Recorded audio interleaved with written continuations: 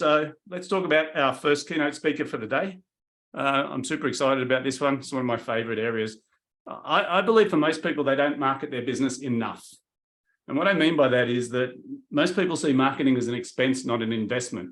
And what it means is when times are tough, we need to cut our expenses, right? But to me, if it's an investment and times are tough, we invest more in our marketing. So I've got Ben Hirons from Due North, who's going to be talking about how to use your marketing to drive your margins. So I'm going to hand over to Ben. All right. Hi, guys. Ben Hirons is my name. I'm owner and founder of Due North, a performance marketing agency. Look, I think ultimately I've been running my own businesses for 2 decades now, right? So I stumbled into my first business straight out of uni and ultimately was in the payment space. And we set up we took CBA's transactional banking products, put our logo on them and sold them to small business, right? So we actually and did pretty well out of it, right? But when you're a young 25, 26-year-old, I think I was when I started the process, right, is you think you know it all and you actually know very little.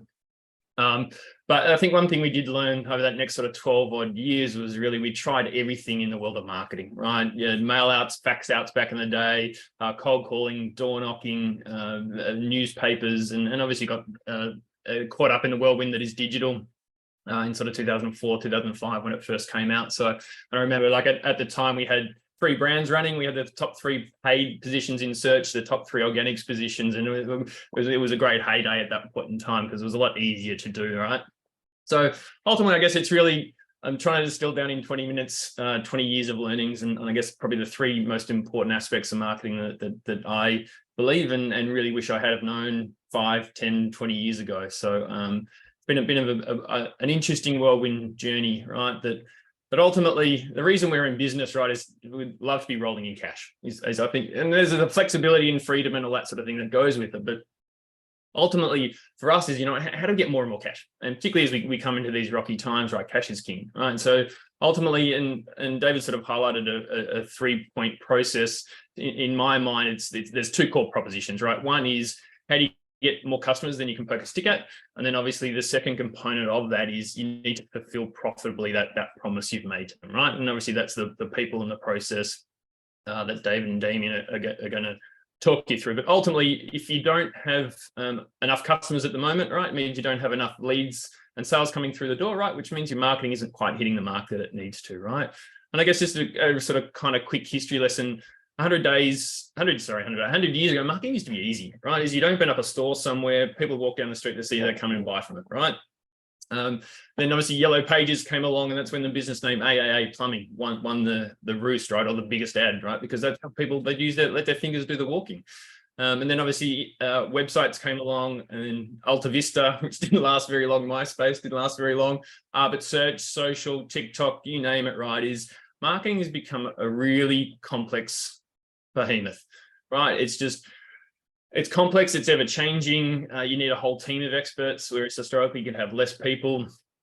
People are untrusting, and ultimately what happens is these statistics that are over the past 12 to 18 months is there's just so much wastage in money, right? Everything from poor execution, poor analytics, messages classified as boring, right? It's just time and time again, wastage of money, right? And that's really because marketing is hard. And what's interesting is it's actually getting harder and harder. And people want more and more individualization in what they're doing, right? And you have these epiphanies and moments in life where the captain bloody obviously strikes you in the face, and you go, Ben, I was smarter than that. I should know exactly what that was, right? But I'll never forget the moment, 2018. I had a performance coach for business and personal at the time, a lovely lady by the name of Emily. And I was bitching and moaning to her about one of our competitors who literally was rolling in cash, right? They had so much money, you could see it, right? The opulence in the cars they were driving, their offices, it was astounding, right? And I've gone, why are they so successful? And she goes, let's find out, Ben. So she said, gave me this homework over the next 2 weeks before we to meet again, is go research them, right? Go and find out why they are more successful than you, right? And we did a fairly in-depth deep dive across the board about their product, their services, their client relationships, their tracking, reporting, their outcomes, everything, right? And I've come back to her and I've gone, we provide a better product, we provide better outcomes, we provide better service. And then she goes, and this is what's speaking, she goes, it's not about you, Ben. And I've gone, well, what do you mean it's not about you? It's about your target audience, right? And she goes, so if they've got more customers than you, what are they doing better than you? And that's when it just smacked me in the face, right? It was really, they've got a more engaging marketing message, right? Their machine to get customers through the door was significantly better than mine, right? So they actually had a message that was resonating better than their target audience, right? And I reckon, to me, that's probably the number one and most important concept that I've taken away over the last 20 years is your message is the most important thing in your marketing, right? So when you think about what marketing is, all marketing does is amplify a message. So then the question becomes, what message are you amplifying, right? And I think there's a great statistic that I love. Is around that 83% of people believe they're in the top 10% of communicators, right? So that means the vast majority of us think we're the bee's knees of communication. And my research and discussions I have with people is a very similar around their marketing message, right? Is they believe their marketing message is actually better than it is. So I guess one thing I'd challenge you to flip on your head is at the starting point should be that your marketing message is mediocre, right? Because then it allows you to really dissect, why is it mediocre? What do we need to do to improve on it? How can we make it the best in the industry, right? Because ultimately, if you're not rolling in cash, it means your marketing message isn't hitting the mark, right? It's not resonating as well as it could with your target audience. So ultimately, just a couple of core things to really think about with your marketing message and how to sort of take it to the next level and produce great messages is, one is what problem are you solving? So ultimately, business exists to solve a problem. So getting real clarity on what the exact problem you're solving is really important, right? And there's this book called Play Bigger, where there's a venture capitalist in there, and part of his pitch shares how part of his pitch process, he goes, what problem are you solving? And you need to be able to explain it to me like I'm a 5-year-old, right? So that last concept means you've got to dull down exactly what you do. You've got to simplify it, right? And so there's this concept of take the complex and make it simple. And I'm a massive proponent of making things as complex as possible, which is no good, right? People don't care about complexity, right? They want simplicity, but then they want you take the simple and make it compelling. Right. Next thing. Another great quote I love is, don't make me niche slap you, right? So you can't be all things to all people, right? So with your specific target audiences, the niche you can get, the easier it is, right? So craft messages that resonate with that target that's going to give you the most revenue, right? Back to what Emily said to me, right? This is not about you, right? As business owners and marketers and CEOs, etc., we're far too close to the proposition, right? So once again, you need to get out of what I think they want and distill down exactly what they're actually looking for, right? Seth Godin's got a great book called Purple Cow, which is a really quick, easy read. I reckon half of you have probably read it from the limited research I've done historically on that front. But ultimately, it talks about cows are just a cow, right? You're driving down the road, you see heaps of cows, right? The moment you see a purple cow, you go, whoa, what's that? Right? It makes you stop and look. It makes people pay attention, right? And that's really, how are you different from the next guy, right? Because once again, internet's made things so simple and easy to find information. I'm going to Google 10 of you and your competitors. If you don't stand out as a purple cow, you're not going to get my interest, right? So it's really, how do you make yourself differentiate from the next guy? And then also, this is a competition, right? So what's your competitive advantage? Why? I've got your purple cow, right? But why are you better than the next guy, right? And that's really comes down to numbers, social proof and numbers, right? So what numbers demonstrate and communicate to me that you are better, right? Because it's statements of, oh, we provide the best service or we've got the best product, it no longer cut the mustard, right? Because once again, people don't trust those messages anymore, right? And then ultimately it's, where does the rubber hit the road, right? And that's all about testing that message on your target audience, right? So once again, internally in marketing agencies and can come up with the best messages in the world, right? If it doesn't resonate with your target audience, it's pointless, right? So once again, one of our clients, SmartPay, we worked with for 6 years. Just simply getting a competitive advantage and refining this message went from 15 million to 250 million over 6 years. Studied a bit of a J-Bro. J-Bro went from about 10 million to 100 million over 5 years and then got bought out by a private equity mob, right? Just simply by following this process of crafting a more engaging message that's differentiated, that clearly communicates difference and so on, right? So, and I'll never forget, my wife and I embarked on purchasing a caravan about 5 years ago. Obviously a heap of research and visiting caravans and that sort of thing. And I remember walking in the door one day towards the end of this process, and she goes, I found it. And I've gone, what do you mean? What have you found? She goes, I found the caravan we're going to buy. And I've gone, oh, okay. We hadn't even seen it. We've done nothing with it. But you could see the look in her eyes, right? She had connected with their message. And then we actually, that weekend, we went to see it.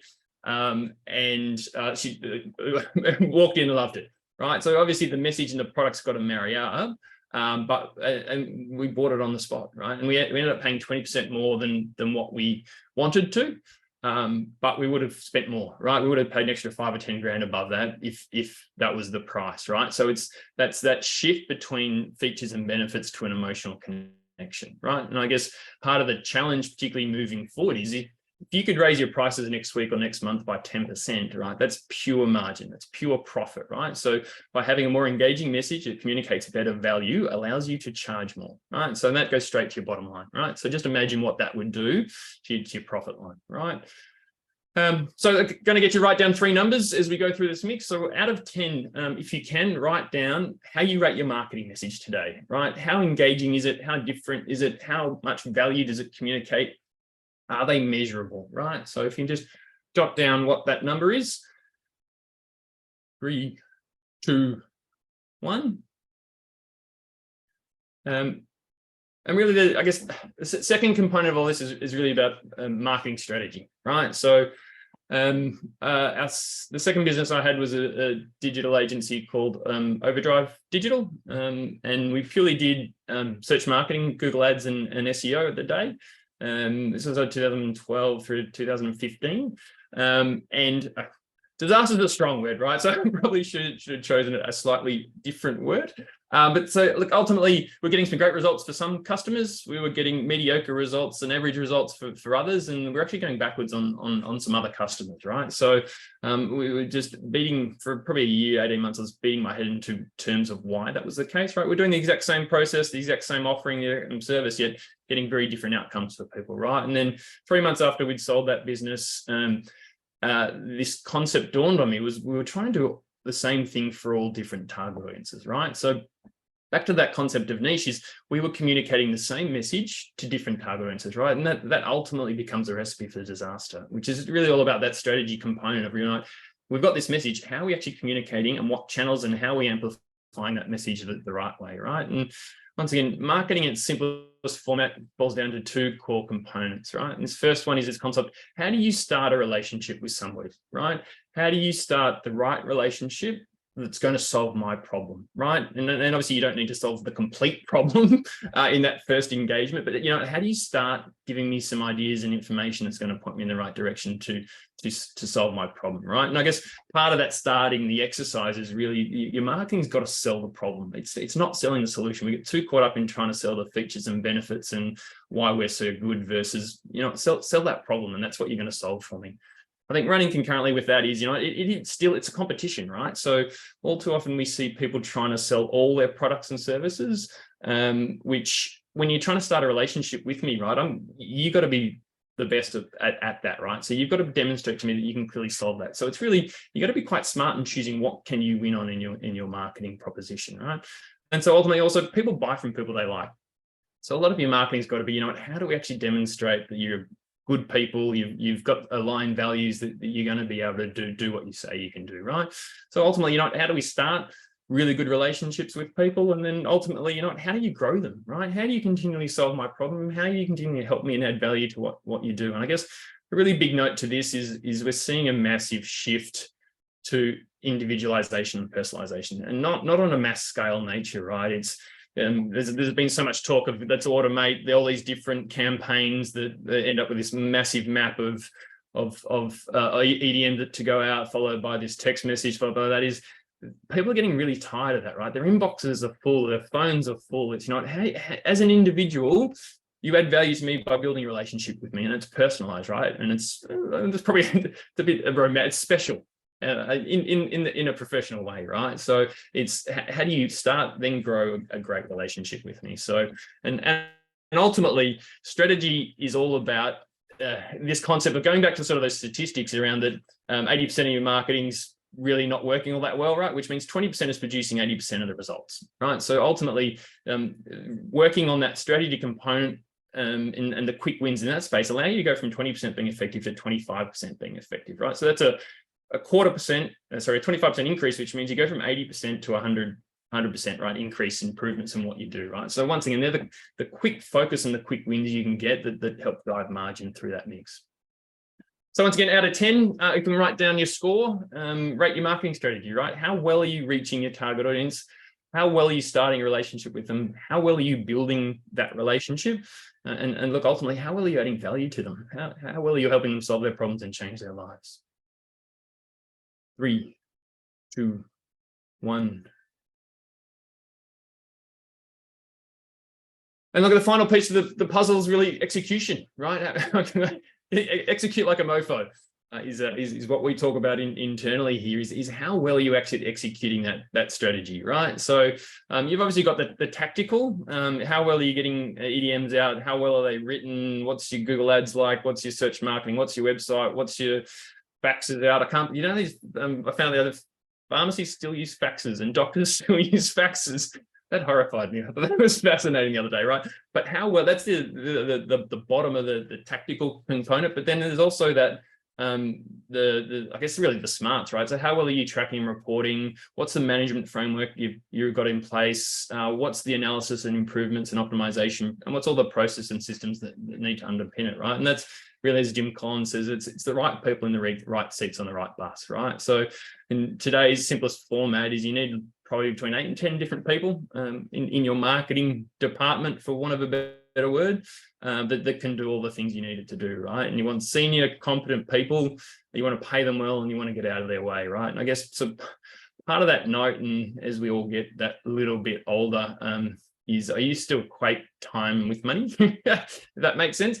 But I think one thing about when you work with senior, competent people is they'll get it done in quarter of the time, right? So if something's going to take you 2 months to get done, working with really senior, competent people versus 6 months, 2 months any day of the week, right? You'd pay a significant premium to make sure you get it done quickly, right? You take too long in finding mediocre people that do a substandard job. So look, last one, 3, write down, rate your marketing team out of 10. How well they can execute, analyze, optimize, improve, and look, ultimately bring the smarts to the table that are driving your marketing. 3, 2, 1. Right, let's do a bit of maths. Right, so you take each of those numbers, divide it by 10. So 7 becomes 0.7, 6 becomes 0.6, 9 becomes 0.9. Then I want you to grab your little calculators, and I want you to multiply each of them together. So 0.6 times 0.7 times 0.9 gives you a number, and then I want you to multiply that number by 100. And that's going to give you an indicative marketing effectiveness score.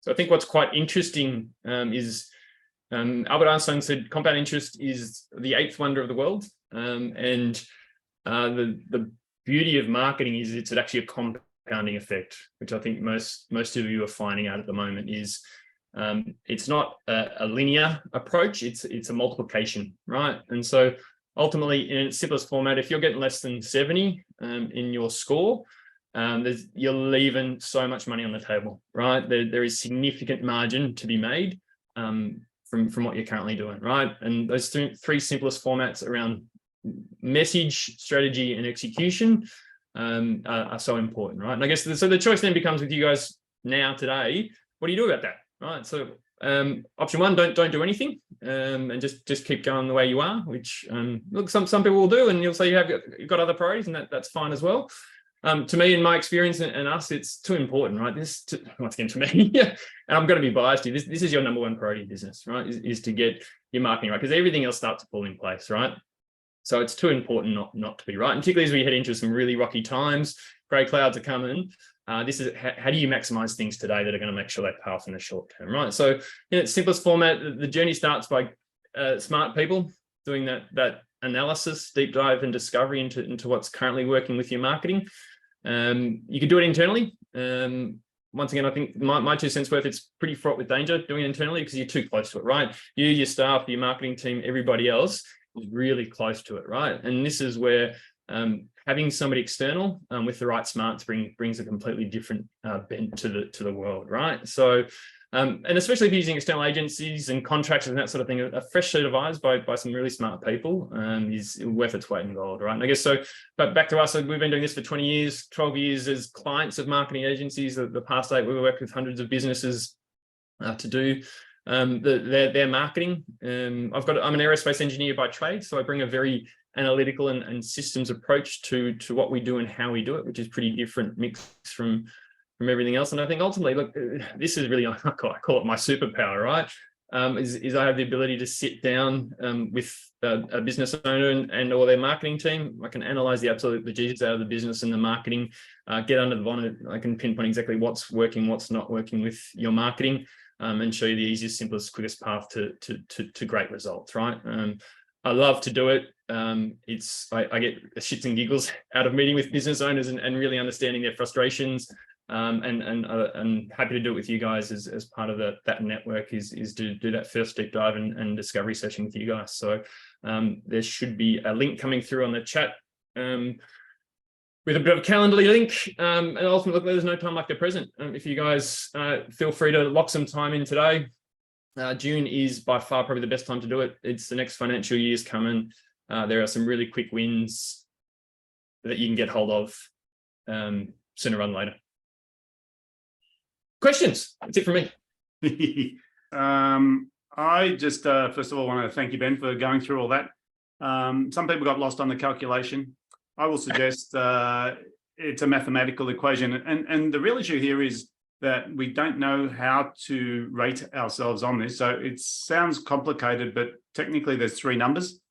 And those 3 numbers are going to sort of be divided by 10, multiplied by each other, and then multiplied by 100. What I'll suggest to you, though, is if you look at those 3 numbers, you'll find one's your weakest link. And that's going to be dragging your other numbers down.